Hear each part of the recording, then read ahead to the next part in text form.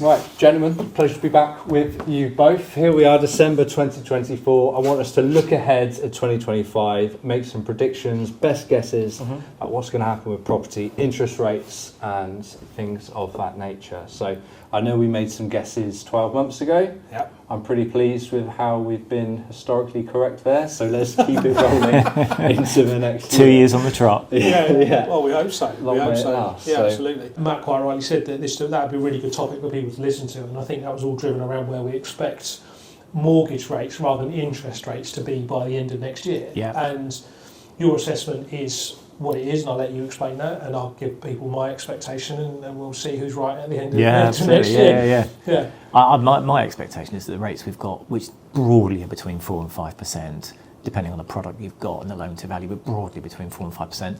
I think they're the rates we've kind of got for the foreseeable future. Yeah. So I have clients, we're coming off the last of the cheap 5-year money now, and I'm speaking to clients, and they may be coming off from 1.5 to 2% 5-year fixed rate, which is fantastic.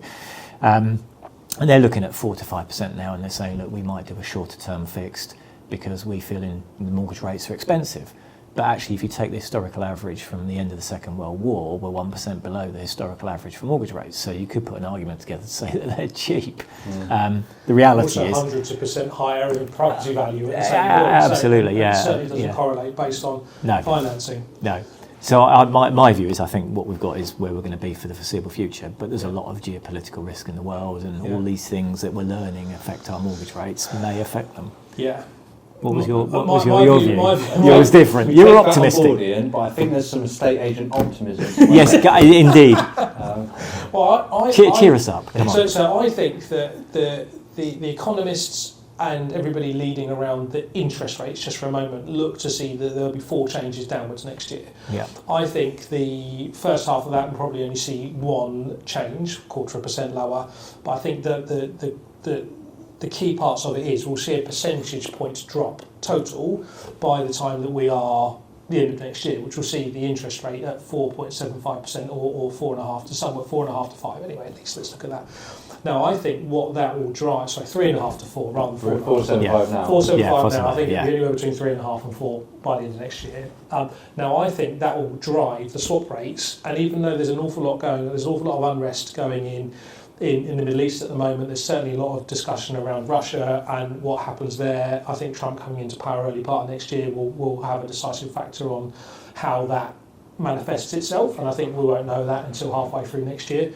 But I do think that swap rates will start to come down alongside the interest rate changes. Yeah. And I think that there'll be a mortgage interest rate of fixed rate, 60% loan to value, probably been quite specific because I know that's a lower number, but somewhere from 3 3/4 up to 4. Okay. And I think that there'll be a driver from the banks to lend money. And I think that what that will do is that will then increase the optimism behind house prices. So I think we'll see very much a 6-month flat line on prices for next year. And I think the change will come in the second half of next year. Interesting. So you reckon mortgage rates below 4% next year? Yeah, Ian reckons higher. You reckon average of 3.75? I'll say below 4, Ian can say above below 4. 4. Yeah. 4. Yeah. Yeah. 4 and a nose, we're halves each. We'll buy each other a coffee. Neither of you can be wildly out. I think. Well, hopefully not. Let's hope not. I'd say they're both plausible scenarios. I can definitely see house prices going up next year. I can just feel it. I'm also conscious that I know me feeling it isn't a technical thing, but we speak to buyers and sellers every day. I can feel there's that energy to move house next year. Yeah.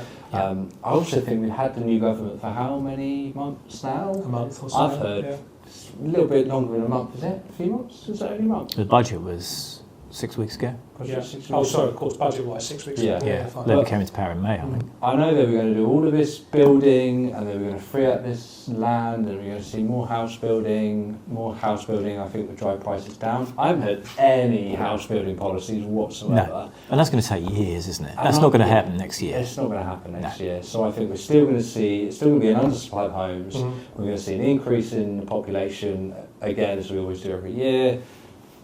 I think wage growth could be a factor as well. I think mortgage rates, I like your bullish case.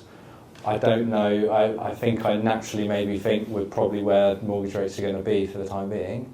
but we'll see how prices go up. Yeah. So, Well, you boys work in a very desirable location as well, don't you? So that's not going to go away next year. No. And we've seen a really confident end to the year as well, haven't we, really? I mean, it's been a good end to the year, really good 6 to 9 months, which we see really kicking on into the early part of next year. I think prices will just be that level, but I do think there'll be a bit of growth in the latter part of next year.